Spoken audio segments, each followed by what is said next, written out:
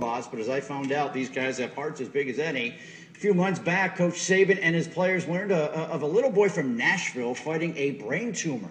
As the Crimson Kid fought the fight, the Bama players were there to lend their support. This is the story of Mikey Crossley.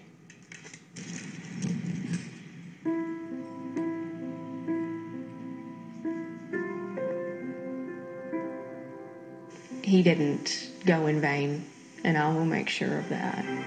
He had a purpose.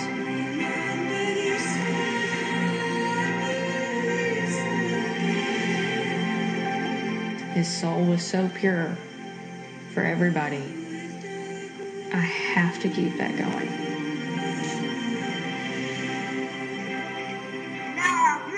Only a year ago, he was happy and healthy.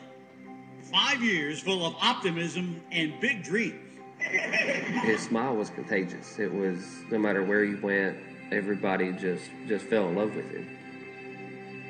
And little Michael James Crossley was one of the biggest Alabama football fans you could find. He knew the number 3. That was like his favorite number. So he knew the 3. So he knew when he saw 3, he didn't know Vinny by name, but he knew that was number 3. That's who he would always yell for number 3 to get the ball and get a touchdown. 10 months ago, life was good for Terry and Creasy Anglin. Mikey was enjoying kindergarten and the Crimson Tide. Terry and Creasy were doing well at work.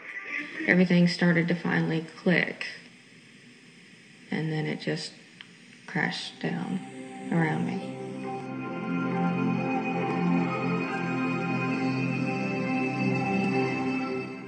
Mikey was having trouble keeping his balance. He was seeing double. To Vanderbilt Hospital, the family went. They saw a mass in his brain, but couldn't tell me exactly what it was yet.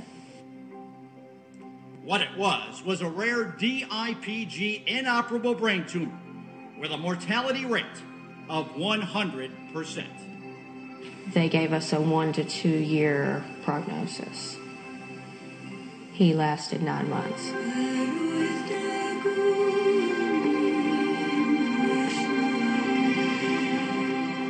Mikey was a fighter. He told us all the time after he got sick, he would just randomly look at me and say, "Mama, I never give up, Mama." Something downright inspirational began during Mikey's fight. The Alabama nation fought alongside him. Support came from throughout the world. Billboards were displayed by anonymous fans. A courtyard at his school would soon be built in his honor. And in Mikey's final hours, the phone calls from the Alabama football office began. It started just a pouring of former old Alabama players and players on the team now. Lying in the hospital bed next to their dying son, the Anglins were receiving calls from players Mikey loved, but never met. I just thought it was really important for us to rally around them and to show them that we supported them and show them we loved them. I don't have any idea what they're going through or what they went through, but I felt the pain that they felt. And and God gave me peace through that. Little Mikey was fighting the fight. And when Coach Nick Saban called, Mikey, his time short, knew exactly who was on the phone. Creasy told him that, hey, Mikey, Mr. Saban's on the phone. He called him Mr. Saban. He wouldn't call him Coach Saban. He was never coach. He was Mr. Saban. And Mikey's blood pressure, or his heart rate, went up from like 110 to 130.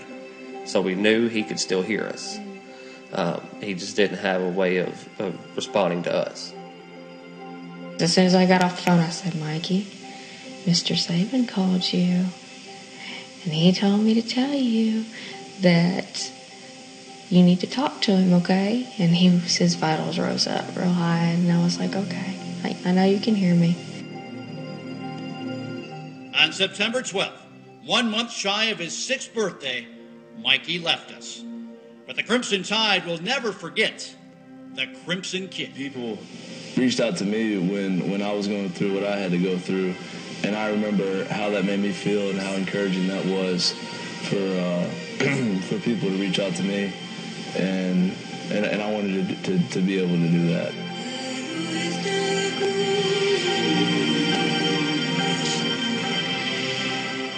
He was such a pure soul.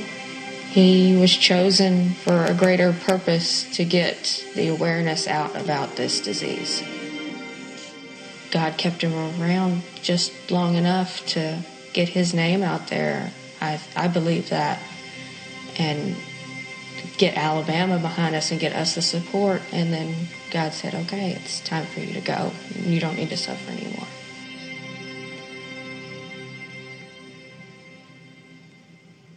If you'd like to help Mikey's family, send your donation to the Roll for Mikey Trust Fund. That's in care of Michael James Crossley, 211 Alder Branch Court, Madison. That is 35757. Vinny Sinceri's dedicated his season to Mikey. He was too broken up to talk with us last Wednesday about this. Mikey was buried in his number 3 Alabama jersey.